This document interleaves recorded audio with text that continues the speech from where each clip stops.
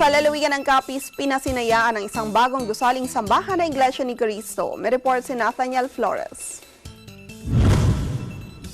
Pinasinayaan ng isa na namang bagong gusaling sambahan ng INC dito sa lalawigan ng Capiz. Ang bagong gusaling sambahang ito ay matatagpuan sa Barangay San Juan, Bayan ng Dumaraw. Maaga pa lang ay sabik na nagtungo ang mga kaanib sa INC para masaksihan ng pagpapasinaya o pagtatalaga sa bagong gusaling sambahan. Buwan lamang ng Abril ng taon ding ito ay napasinayaan din ng isang bagong gusaling sambahan ng INC sa Barangay Maantol, Hamindan, Capiz. Sa kasalukuyan ay may itinatayong mga barangay chapels sa lalawigang ito na sa susunod na taon ay nakahanda na ring pasinayaan at gamitin ng mga kaanib sa INC sa kanilang mga worship service.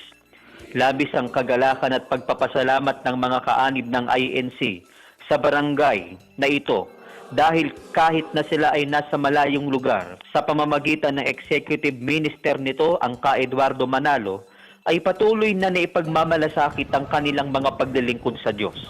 Ang pagpapasinaya sa bagong gusaling sambahang ito ng lokal ng San Juan ay pinangunahan ng district minister ng lalawigan ng Capiz na si Cesar S.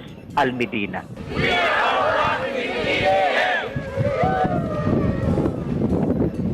Para sa Eagle News, Nathaniel Flores, IM1 with 25.